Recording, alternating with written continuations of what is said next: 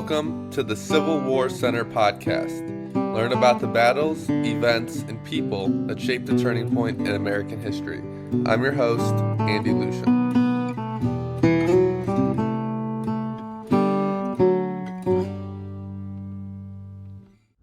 Today we are joined by Dr. Jonathan White of Christopher Newport University. Dr. White is the author or editor of 13 books and more than 100 articles, essays, and reviews about the American Civil War. He's written books such as Emancipation, The Union Army, and the Re-Election of Abraham Lincoln, Midnight in America, Darkness, Sleep, and Dreams During the American Civil War, and most recently, My Work Among the Freedmen, The Civil War and Reconstruction Letters of Harriet M. Buss, To Address You as My Friend, African Americans' Letters to Abraham Lincoln, and A House Built by Slaves, African American Visitors to the Lincoln White House.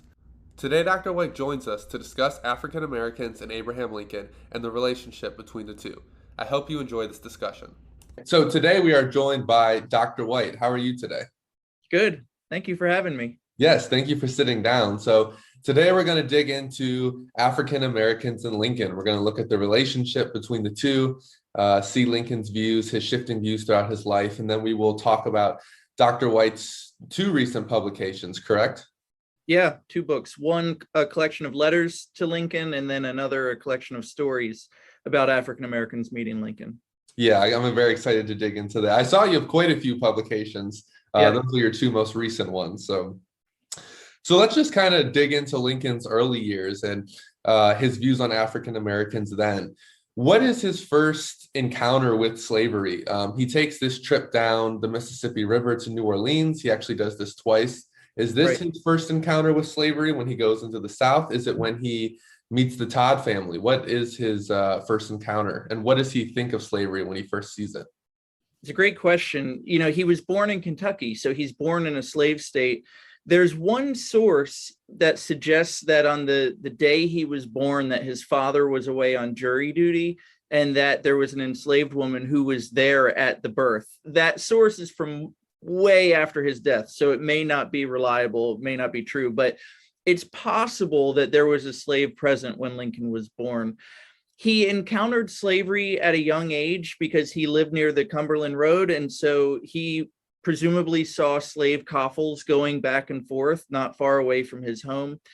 But the reality is that his first real encounter with slavery is this trip to New Orleans in 1828, and then another one that he took in 1831, where he almost certainly saw slave auctions taking place, and that seems to have had a pretty profound impact on him. There's a story that he saw one of these slave auctions and was with his buddies, and he said, "Let's get out of here, boys. One day I'm going to hit that thing and hit it hard." Now, he probably didn't say that. I mean, that story dates actually back to around 1865, 1866, so it's a very old story. But the person who told it was not there with Lincoln at the time. And we know, like, I often can't remember what I did last week. So, how well did someone remember what Lincoln had said 35 years earlier, 36 years earlier? Right. It may not be reliable, but I do think that the evidence is pretty conclusive that seeing slave sales in New Orleans was something that really impacted his thinking. One other just very quick story I'll tell. On that 1828 trip down to New Orleans, he and the guy he was with, whose last name was Gentry, they were going down the river, and they stopped near a plantation on the side of the river in Louisiana, and they were getting ready to be camped out for the night, and 7 slaves from a plantation nearby came and tried to beat them up, potentially kill them, and steal the things that Lincoln and Allen Gentry had on their flatboat. And Gentry, I think it was Gentry, had the idea. He shouted, "Hey, Lincoln, get the guns and shoot."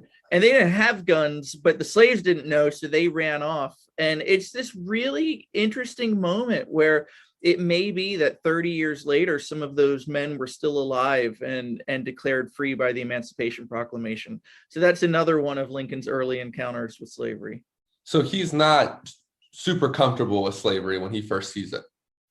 Yeah, Lincoln later said that he always hated slavery, and I think that that's probably true. His parents were anti-slavery. They were from an anti-slavery church, although his parents both had been born in Virginia and raised in Kentucky, so they had been raised in a slave society with some slaveholding in their extended family.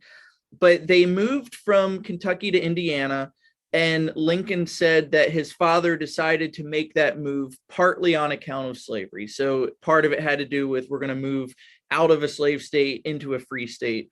The other thing that led them to move was they measured land in Kentucky on what was called meets and bounds. So it's kind of like, okay, I'm going to buy this land from you, and it goes from this rock to that hill. It's not a very precise way of measuring land. And Thomas Lincoln had lost a ton of money in lawsuits.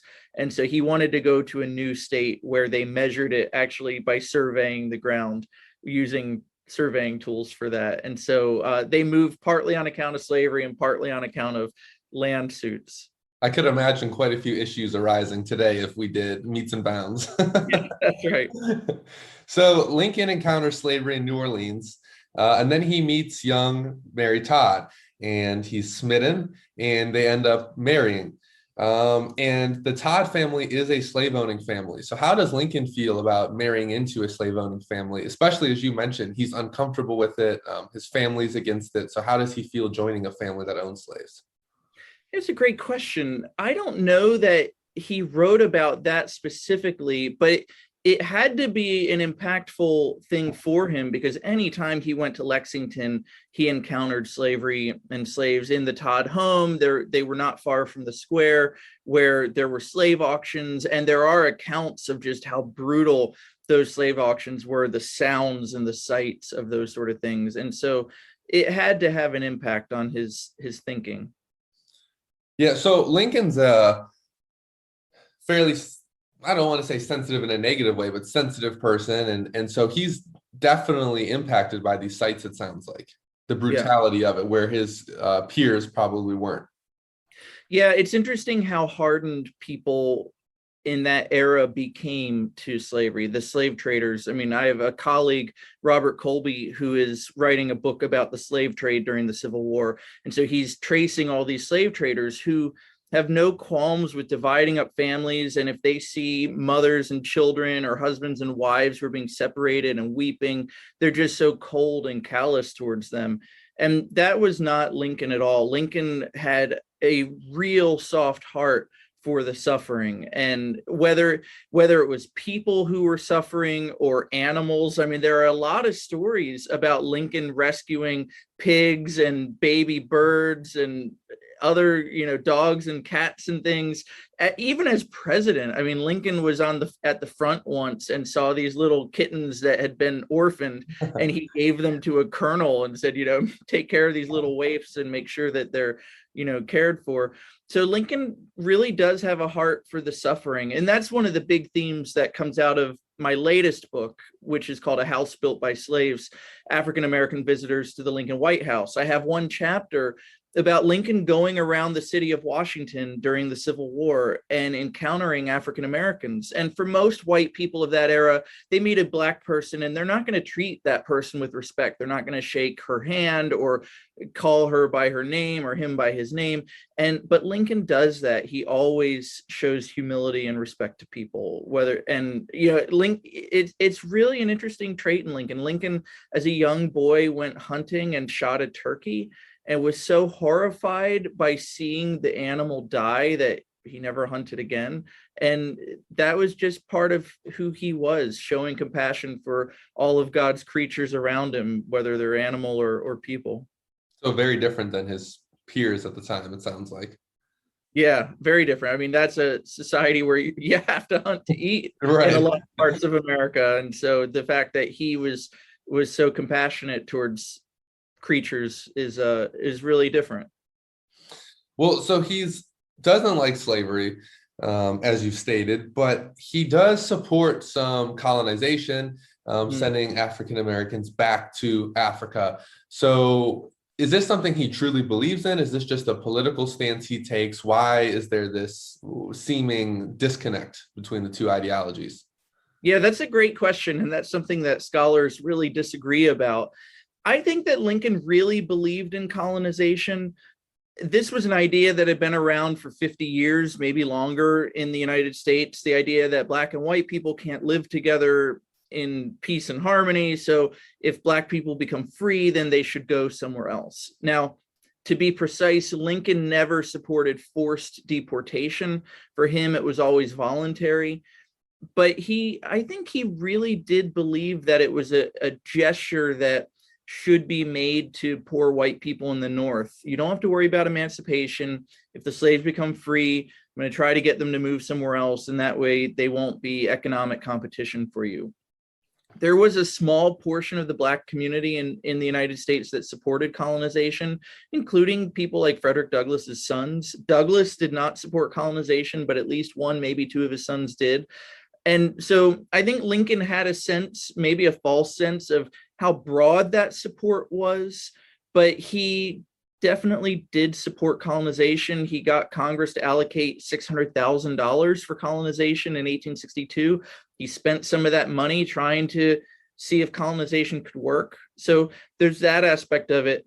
On the other hand, I think Lincoln also knew that there's 4 million slaves in the United States and however many free Black people. You can't ship all those people out of this country. And I think Lincoln knew that that would never be practical. So that's where it's hard to know the line between how much did he really believe in it and how much was it a political thing.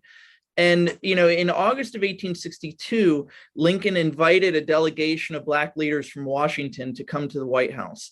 And this was a really remarkable moment because it's the first time in the history of the country that a president invites Black people to the White House to talk about politics. He proceeds to then lecture them for an hour about why they are the cause of the war. And, if Black people weren't here, white men wouldn't be slitting each other's throats. And so they should lead Black people out of the country through colonization. And he says to them, if you don't want to go, it's really selfish of you. And you should be like George Washington. You should make sacrifices for the country. And it's just this horrible, really condescending speech that, right, as a Lincoln guy, it's one of these two moments where I'm like, come on, Abe, if you hadn't said that, it'd be so much easier to talk about Lincoln and race in 2022. But, there was a political calculation here. Lincoln knew that he was about to issue the Emancipation Proclamation. And so he called in a stenographer to be in the room to write down everything he said so that it would get sent out to the masses. And I think that Lincoln's real audience for that meeting was not the 5 Black men or Black people in general, but a racist white Northern electorate who didn't want emancipation. And I think Lincoln was trying to prepare them for an Emancipation Proclamation that was coming. In other words, get them to realize, okay, when emancipation comes, you don't have to be too worried about it because I am going to try to push this colonization thing. Mm-hmm. Now, Lincoln met with those 5 Black leaders in August of 1862. Shortly after that meeting, he called another Black leader to the White House, a man named Henry McNeill Turner, who was a minister in Washington, D.C., who wrote regularly for the largest Black newspaper in the United States. It was called the Christian Recorder. It was the newspaper of the African Methodist Episcopal Church in Philadelphia. And Turner wrote an editorial or letter to the editor shortly after all this took place. And he essentially hinted that he'd met with Lincoln and that Lincoln's heart really wasn't in colonization, but that, in Turner's words, Lincoln needed somewhere to point to. In other words, this meeting with the Black delegation pushing colonization was a bit of misdirection. So Lincoln was pointing over here to sort of take other people's attention off of what he was really up to, which was bringing about emancipation. Now, you can argue about how ethical that is to use colonization and Black people as sort of political tools in that calculation. But I do think it's telling to say that Lincoln's end game, his larger goal in all of this, was to ultimately bring about emancipation. You say that it's difficult to defend him because of these 2 moments in 2022, and I understand because I'm a Grant guy, and there's a few Ulysses S. Grant things where I'm like, if you hadn't done that, you'd be so good, but they have these blemishes, so I understand. So Lincoln gets elected to the state legislature in Illinois. Does he make any views on slavery when he's elected there? Does he make any pushes to get rid of it or in support of it? What are his views when he's a state legislature? Yeah, there's one really famous moment in 1837 where the state legislature adopts resolutions condemning abolitionists. And many state legislatures were doing this. Abolitionists were seen as radical, wild-eyed fanatics who are destroying the nation. And Lincoln refuses to sign on to those resolutions. And not only that, he writes out a minority set of resolutions calling out abolitionists for being too radical, but also calling for abolition of slavery in the District of Columbia and criticizing the state legislature for the resolutions that they've adopted. And if memory serves correct, there were 6 state legislators who refused to go along with the resolutions that the whole legislature adopted, but he could only find one guy to agree to put his name on these minority resolutions, and his name was Dan Stone. And I think the only reason Dan Stone was willing to do that was because Dan Stone was a lame duck guy. He was leaving the legislature to become a state judge, and so he didn't have to worry about the backlash for doing this. And so, on the one hand, Lincoln was critical of abolitionists early on, but he's also critical of the pro-slavery movement early on.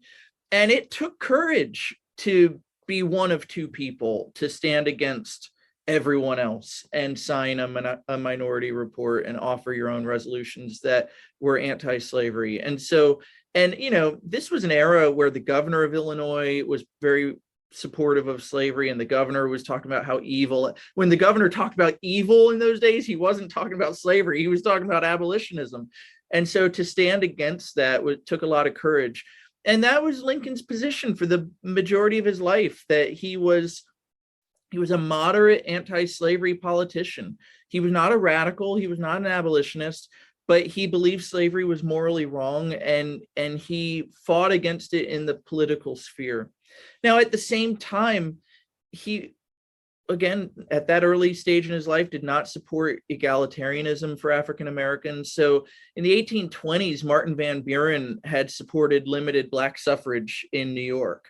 And the Whig Party around the country, including Lincoln, made great hay out of that. They did not support Black suffrage. And so in the 1830s and 40s, you have Lincoln publicly coming out against Black voting rights. So he's not an egalitarian early on. His views are going to change over time, so that by the end, we're jumping forward 30 years, by 1865, Lincoln comes out publicly in support of Black suffrage. John Wilkes Booth is in the audience. It says that means N-word citizenship. That'll be the last speech he ever gives, and then kills Lincoln 4 days later. And so there is this really important shift that takes place in Lincoln's life from being more moderate to more progressive on race issues, even to the support of Black suffrage by the end. What accounts for that shift? Why does he go from not supporting it to supporting it? Is it the war? I know for Ulysses S. Grant, his views change because he serves with African Americans. He sees them fight. What is it that changes Lincoln's mindset? I think for Lincoln, it's meeting Black people in Washington during the war. And so I've got several chapters in the book that touch on this suffrage issue. In 1864, there were at least 3 delegations of Black men who come and meet with Lincoln at the White House for the specific reason of pushing for Black voting rights. The first group comes in March of 64. They are 2 very light-skinned Black men known as Creoles from New Orleans, who they have English, African, French, and Spanish ancestry. They're very wealthy. They pay taxes. Their ancestors had served with Andrew Jackson at the Battle of New Orleans in 1815. They are serving in the army. And they go to Lincoln and they say, look, we are freeborn, we pay taxes, we're educated, we should have the right to vote. And Lincoln meets with them and says, essentially, the right to vote is controlled at the state level. There's nothing I can do about it as president. I agree with you. You should have the right to vote. But unless it somehow can be shown to help the Union war effort, I can't do anything about it. So they meet with Lincoln on March 4th, 3rd or 4th, 1864. They come back about 10 days later, March 12th, with a new petition. And in this one, their argument has shifted. They no longer want Black voting rights just for light-skinned, wealthy, elite Black people. They want voting rights for all Black men, whether born into slavery or not, whether educated or not. And the argument they now make is, at some point, the nation's going to come back together, and there's going to be a whole lot of white men who have been traitors for the last 4 years who are going to regain the right to vote. Let's counteract that by enfranchising Black men. They've been the most loyal voter or most loyal people in the South for the last few years. And Lincoln listens to that, and he's persuaded by that. And as early as March of 1864, he begins working behind the scenes to push for Black suffrage at the state level in the Confederate States. And then he publicly comes out in support of Black voting rights again in April 11th, 1865, and it costs him his life. And so he meets with that delegation in March of 64. He meets with a delegation from North Carolina in April of 64. And those guys, they are very dark-skinned. Half of them have been born into slavery. Half have been born free. They go to Lincoln and they say, look, Black men voted in North Carolina from 1776 until 1835, and there was never any problems with it. We deserve the right to vote. And again, Lincoln shows that support, but he can't do it publicly yet. And so I think it's these meetings that really push him on this issue and get him to do a complete 180 from where he had been before the war. Yeah, that makes sense. So it's actually interacting, doing what a lot of people at the time probably wouldn't have done. So Lincoln is in the state legislature. He eventually gets elected. And when he's elected, he states that he's not going to touch slavery where it exists. He's trying to preserve the Union. So does he actually intend to not touch the issue of slavery? Or is this, again, a political maneuver because he's trying to not inflame the South? Yeah, again, this is something historians disagree about. So my view is that Lincoln, on the one hand, believes in the Constitution and his oath of office. So he believes as president, he can't do anything he wants. He's bound by the Constitution to preserve and defend and protect it and to abide by it. And Lincoln's understanding of the Constitution is that it allows the states to have slavery if they want it. And so the principle of freedom in Lincoln's mind is a national one, but the Constitution allows South Carolina or Tennessee or Virginia to have slavery if they want it. And because of that, he can't touch slavery where it exists. And so that is his position. I won't touch slavery where it exists, but I will stop it from spreading. And he clings to that for the first year or so of the war. But at the same time, he begins taking measures to try to strike at slavery where he believes the Constitution allows him to. So in May of 1861, he puts the Interior Department in charge of destroying the transatlantic slave trade. The slave trade had been illegal since 1808, but slave traders continued to operate illegally, bringing Africans into the United States. They had never gotten punished because either people just turned the other way, turned a blind eye to it, or they would bribe jurors so that the slave traders would get acquitted, or they would allow the slave traders to escape from prison. Like, for whatever reason, slave traders never got punished.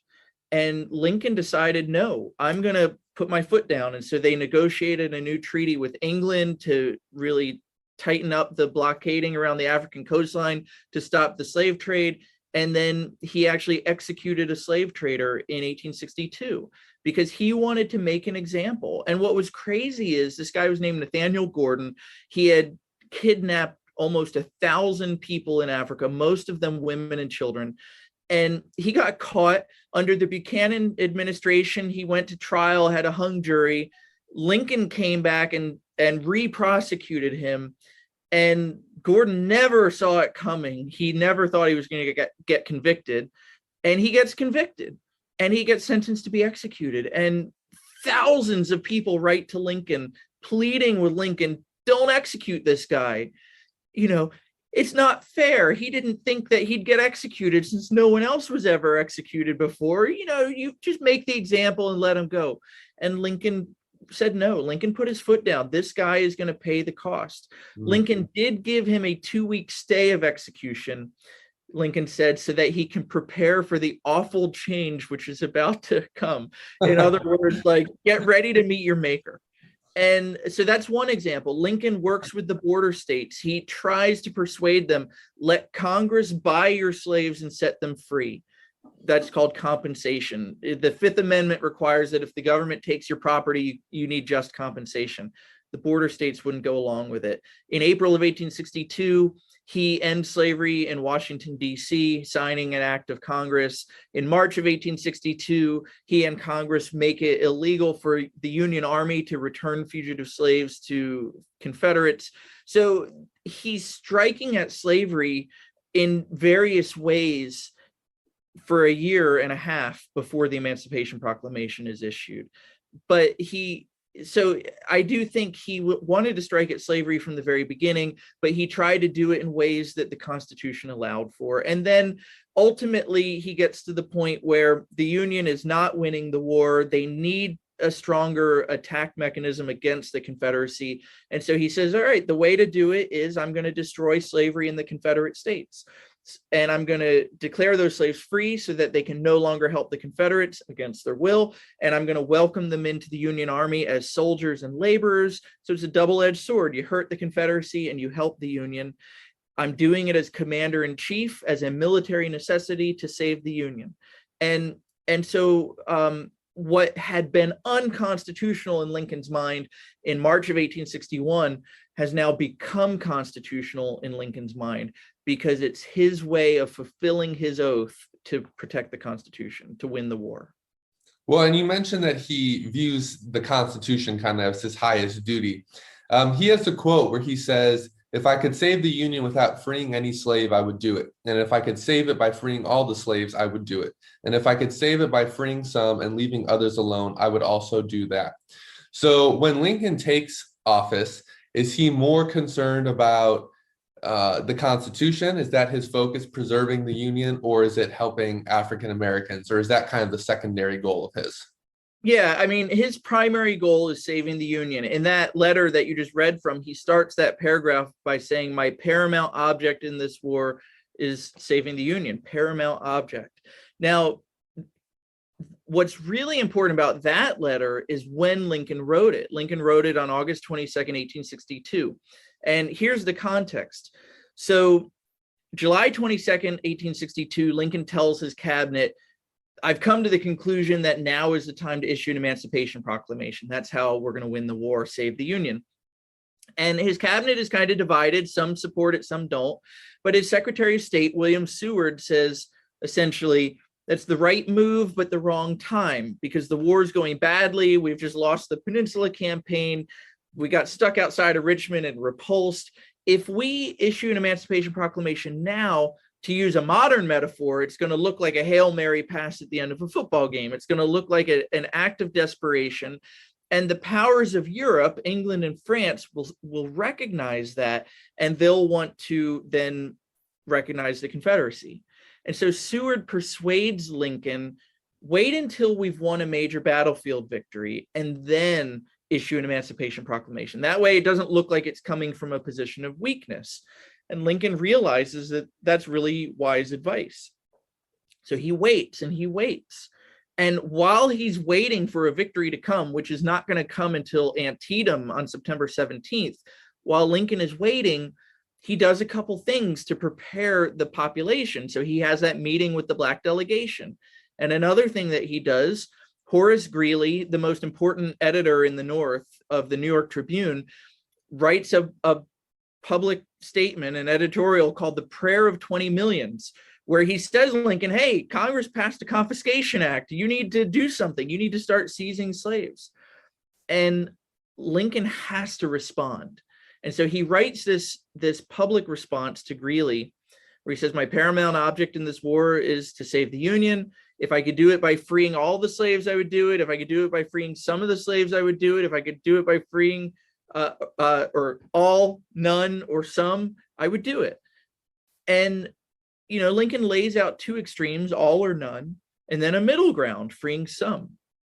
And what Lincoln was doing there was he was saying again to this white racist Northern electorate, do you believe in saving the Union? Like I do? Yes, you say you do. Well, then you should be willing to do whatever it takes. And if that means freeing all the slaves, then that's what we need to do. Or if that means freeing none of the slaves, then that's what we need to do. And if we need to free some of the slaves, then that's what we need to do. And ultimately, Lincoln frees some. That's what his policy does. And so I think that letter today is often taken out of context for people. I've had students say to me, well, Lincoln didn't really care about Black people because he wrote this letter. And then when I explained to them, well, but here's the context. He had already decided to issue an Emancipation Proclamation. He's just waiting till the right time politically and militarily. So you can then see how he's using it to get Northern voters to realize that emancipation might actually be a good thing. And ultimately, union is goal number one, but emancipation becomes the means and then ultimately a twin goal. They have to work together to win. So he's quite the cunning politician here. He's getting his personal goals of freeing African Americans. He's getting the Northern population ready for it. He's also saving the Union. And he's also getting England and France from being able to join the Confederacy by issuing this. So he's accomplishing all this with one stone here, basically. Yeah, I mean, he's a masterful politician. It's remarkable to me how he was able to do everything he did. I mean, he not only is waging a war, he's got 2 million men in arms against 1 million in the Confederacy. He's having to grapple with all these international issues and all these moral issues. And then, he has office hours like I do as a college professor, where people could just line up and come in and talk to him about whatever they want. And he would have to listen to them and try to do what he could. I just don't know how he balanced everything. I was at the National Archives yesterday. You'll be jealous of this. I went through a pension file and saw 2 U.S. grant signatures on it. I couldn't believe it, on one document. And oftentimes when I go through these files, I see Lincoln signatures. I've gone through hundreds of court-martial and military commission case files, and I've seen I don't know how many scores of Lincoln signatures. So not only is he doing all this stuff, but he's in the minutia of the lives of ordinary Americans who are either writing to him or petitioning him for pardon, and he's reviewing their case files and writing notations on them. And I feel busy in my own life. I don't know how he did it. It's really incredible. Yeah, that is something. There's a great scene of that in the Lincoln film where people are coming in to talk to him during his office hours. So if anyone wants to see a visual of that, that does exist. So African Americans, he issues the Emancipation Proclamation, and eventually they do begin to serve in the Union Army, but they don't receive equal pay. Speaking of films, Glory has a great scene of them protesting not getting equal pay. So does Lincoln have a say in this? And if so, why does he not give African Americans equal pay? Yeah, so what the War Department, once Black men begin serving in the Army, what the War Department decides is we're going to pay them as laborers under the Militia Act of 1862 and not as soldiers. And this is a really big problem because Black men have enlisted in the Army expecting to be soldiers and to be treated as such and to be paid as such. And so I edited a collection of African American letters to Abraham Lincoln called To Address You as My Friend. And it has 125 letters in it. And there are 2 chapters worth of letters, one full chapter, and then a lot of other letters scattered throughout, where this pay issue is central, where Black men and women are writing to Lincoln. These are soldiers and their wives and their parents. And they're saying, look, we were promised a certain level of pay and we are suffering. Because not only, so white soldiers got $13 a month. So that's what Black soldiers were expecting. But as laborers, they get paid $10 a month. And then they have an additional $3 a month deducted as a clothing allowance. So they expected 13 and they're getting 7. And I mean, there's inflation back then. They're suffering. And so they write to Lincoln calling for equal pay. In some individual cases, Lincoln acts. So there was the chaplain of the 54th Massachusetts was a guy named Samuel Harrison, who he is expecting to be paid $100 a month, and he's as a chaplain, and he's only getting 10 minus 3, so 7. And he protested, said, "Look, I'm a chaplain. I need this money, and I was promised it." And in that case, Lincoln actually acts to make sure he gets equal pay. But for most soldiers, they're suffering, and there's a lot of protest. Frederick Douglass comes to the White House in August of 1863, and he pushes Lincoln on this issue. And Lincoln responds by saying, essentially, Black men who have become free during the war, they have to consider some sort of monetary value in that. And there's a lot of racism in the North, and I can't act on this just yet. Just politically, it's not feasible. And Frederick Douglass went away from this meeting not altogether satisfied with that answer. He wanted action, but he came away from that meeting with sort of a broader understanding of the political pressures and constraints on Lincoln. And these letters and these meetings, I think, prompted Lincoln, though, and prompted Congress, so that in June of 1864, Congress passes a law upping the pay for all Black soldiers who had been born free or who had been free in April of 1861 when the war began.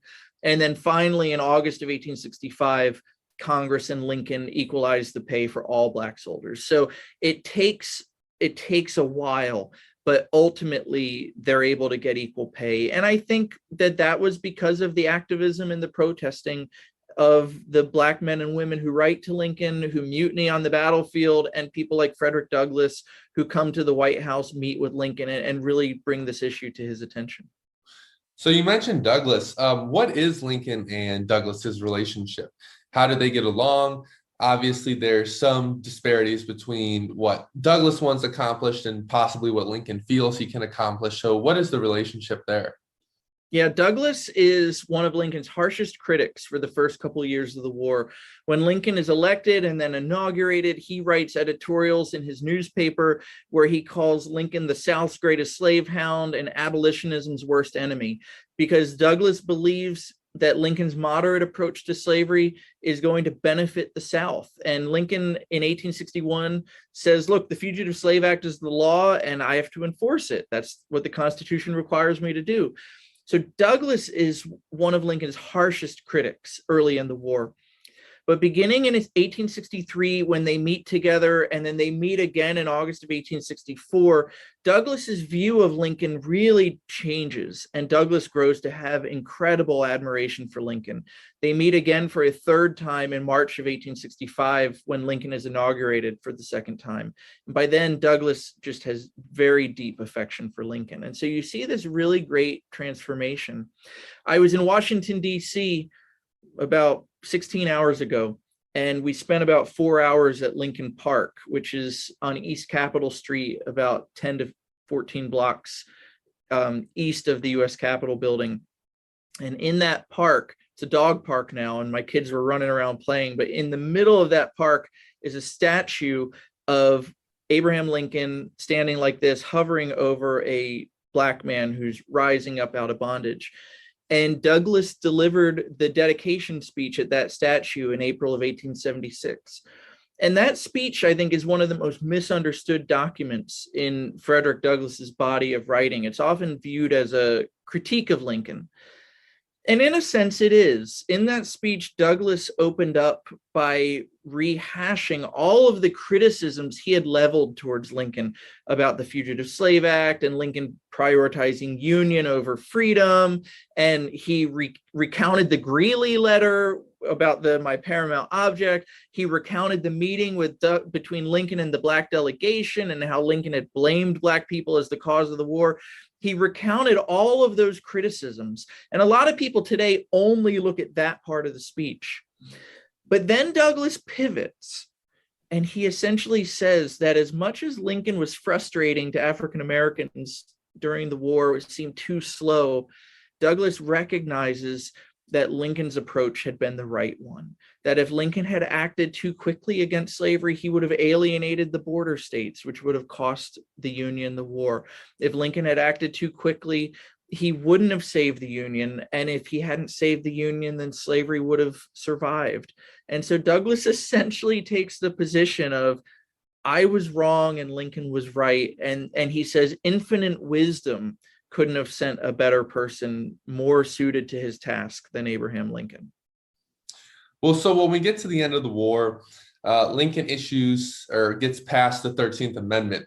Is this something he always wants to get done, or is it something that kind of his views progress? It doesn't seem like it's quite the right time in the eyes of the American public. So why does he decide to do this? Lincoln was worried about the Emancipation Proclamation because he knew it could easily be struck down in the courts.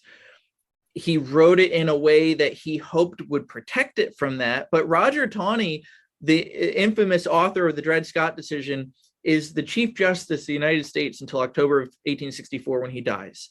And so from the moment Lincoln issues the Emancipation Proclamation, he's concerned about whether or not it'll be struck down, and the way, and also what happens when the war is over. He's issued it as a war measure. So when the war is over, does that mean slaves are no longer free, or does that mean that it can be rescinded? Or if he loses the election of 1864, the next president can just come in and rescind it. So he wants a permanent solution to the slavery question. And so as early as, I don't know when he first came out publicly in support of the 13th Amendment, but as early as June of 1864, the Republican Party adopts it into its national platform that we are running as a party to amend the Constitution. Lincoln calls the amendment the King's Cure. This is going to be how we solve the issue, get rid of the slavery issue for all time. And then, as you pointed out in the Lincoln movie by Spielberg, from the moment of Lincoln's reelection in November of 64 until January 31st, 1865, Lincoln and his administration are working behind the scenes to get the lame duck House of Representatives to pass the amendment so that it can go out to the states for ratification. That's his final legislative priority in that period, or his biggest one, to try to get that through Congress. And he succeeds. It's funny, it's a major turn, because in his first inaugural address, Lincoln supported what would have been a 13th Amendment, the Corwin Amendment, which would have said slavery is protected in the states where it exists, and this is an unamendable amendment to the Constitution. So from 61 to 65, Lincoln goes from supporting an unamendable pro-slavery amendment to the Constitution to supporting an amendment that abolishes slavery. It's a pretty incredible turn of events. Yeah, so he's had quite a shift, it seems like. I mean, he's always uncomfortable with slavery, but by the time his presidency is almost up, or not almost up, but the war is almost up. Right. I mean, for him, and his presidency, he just doesn't know it yet. Yeah, right. He's getting the 13th Amendment passed, so he gets that passed. The war comes to an end. What are his goals now? I mean, obviously, we only have a few days before John Wilkes Booth assassinates him tragically at Ford's Theater. But what was he planning to accomplish? What did he want to do in the aftermath? How is he going to help these all these millions of enslaved peoples who have now been freed? Yeah, he has a big fight on his hands. So the radicals in Congress for the last few months have kind of held their tongues because they wanted to win the election and get the 13th Amendment through. But what's on the horizon is going to be a big fight, because Lincoln has a very moderate approach to reunion and reconstruction. He wants to bring the states back into the Union. He believes in getting ex-Confederates back into the body politic. But hand in hand with that, he now wants Black Southerners, and Black Northerners for that matter, to be brought into the body politic. So Lincoln has this sense of, we're going to bring the states back together. From Lincoln's perspective, this war has been a war to prove that democracy works, that elections work, that if you win an election, people can't just leave. And so he wants to bring them back in and restore them as citizens. Mm-hmm. But the radicals in Congress don't want that. Many radicals, people like Thaddeus Stevens, they want to punish the white South. They want to potentially take land away from former plantation owners and redistribute it to former slaves. They want to keep white Southerners out of the body politic unless they can prove that they were loyal the whole time. And so Lincoln knows he's going to have a big fight on his hands. And it's interesting, when Lincoln is assassinated, there are some radical Republicans who rejoice at it because they think, all right, now we got this moderate guy out of the way. He did his job. He got us through the war. Now we have Andrew Johnson, this Southerner who hates the plantation owners. He's going to be on our side. This is going to work out great. And they actually privately rejoice that Lincoln has been killed.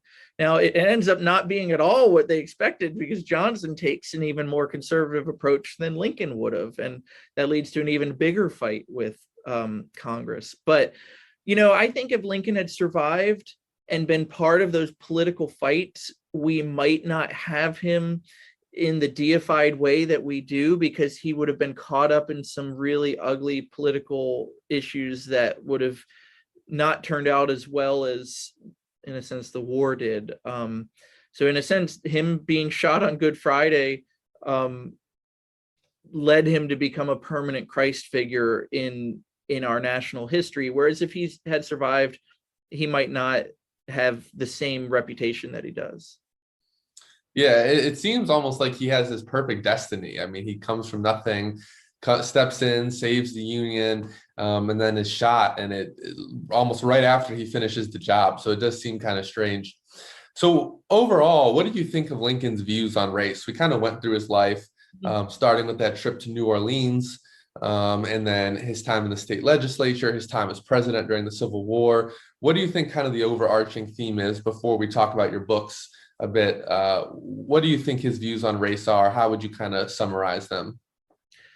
Yeah, I think it's important to realize that the Lincoln of 1864 is not the Lincoln of 1840 or 1837, that they change over time. He has some views as an early man. I mean, look, white supremacy was the norm in this country in the 19th century. And when I say white supremacy, I don't mean, neo-Nazis marching around with tiki torches chanting anti-Semitic slogans, but I mean that most white Americans, the vast majority, believe that the United States is a country for them. And not only them, but like for white men. And Lincoln, to some extent, buys into that. I mean, Lincoln says at one point, if there's going to be a superior and an inferior race, he has no problem with white people being the superior race. He's okay with that. But his views begin to change, I think, in a powerful way in the 1850s, and then especially in the 1860s, where in the 1850s, it was illegal in Illinois for Black people to serve on juries or vote or serve in the militia. And in 1853, the state of Illinois made it illegal for Black people to move to Illinois. And if they moved there, they either had to leave within a very short period of time or pay a $50 fine. And if they couldn't pay the fine, they'd get arrested and auctioned off, and white people could come and buy their labor, and they would have to work without pay for a period of time to pay off that debt. I mean, that sounds a little bit like slavery in the free state of Illinois. And so even within that political context, by the late 1850s, Lincoln starts to take positions that are very different from the vast majority of his neighbors. In 1857, he gives a powerful speech in response to the Dred Scott decision, where he uses Black women as his example and says, Black women deserve the rights embodied in the Declaration of Independence, the right of consent, the right to eat the bread that they earn by the sweat of their own brow, the right to be free and to choose to do certain things. And that runs in the face of the way most white people think about race. And so while Lincoln's not as progressive as maybe we wish he had been in the 1850s, he is light years ahead of most people in the United States at that time. And then by the 1860s, as he's encountering Black people in a way that he never had before. I mean, he had known some Black people in Illinois, as an adult. He had about 25 black law clients. He knew servants. His barber was a good friend. I mean, he knew some people, but when he moves to Washington, D.C., he's surrounded by a much larger black population. And his interactions with them, he's willing to shake their hands. And that might not seem like a big deal to us today, but most white people would not shake a black hand in the 1860s. Horace Greeley, the newspaper editor who wrote that editorial, The Prayer of 20 Millions, in 1872 ran for president and refused to shake the hands of a black delegation in Pennsylvania who wanted to meet him. So Lincoln shows an incredible amount of empathy towards black people that most white people wouldn't have. And I think, again, that's part of his personality, that he shows concern for humanity, and he sees how the war is transforming the nation, and I think the war transforms him. And he, the Lincoln of 1865 is supporting black voting rights. It's allowing black people into the White House in a way that no president had ever done, not only for political conversations, but private personal meetings and even some social functions. And that's not Lincoln in 1840, but that's the Lincoln who is alive at the end of his life. Yeah, he's adaptive. He's changing throughout his life. So you've written 2 books on Lincoln. We can see them behind you. So let's talk about To Address You as My Friend first. So you said this is a collection of letters. Yeah. This one has 125 letters from African Americans to Lincoln. About 100 of them are from men, 100 some or so, and about 20 or so are from women. So most of them are from men, and they write to Lincoln for all sorts of different things. So some of them are thank you notes. Thank you for issuing the Emancipation Proclamation. Some of them are former slaves who write to Lincoln because now they've learned how to read and they want the president to see what they're learning. But the vast majority are people petitioning Lincoln because they have problems. So some of them are convicts who have been court-martialed in the army or convicted of a crime in Washington, D.C., and they want Lincoln to pardon them. Many of them have to do with the pay issue. Some of them are wives and sisters of soldiers, and they want to know where their family members are. They haven't heard from their brothers and sons who are in the army, and they want to know, do you know where my husband is? I haven't heard from him for a long time. Some of them are people who have problems with their neighbors or local authorities, and they don't know where to turn. So they turn to Lincoln. And the letters as a whole just give an incredible portrait of African-American life in the 19th century. One of the problems with writing African-American history in the 19th century is that literacy rates were very low. And oftentimes the only way to get Black voices is that a white person had a conversation with a Black person or overheard a conversation, or overheard a Black person say something and wrote it down. And so it'll often be written with very condescending kind of vernacular. And it's what the white person heard or think they heard, and it's not necessarily what the Black person said.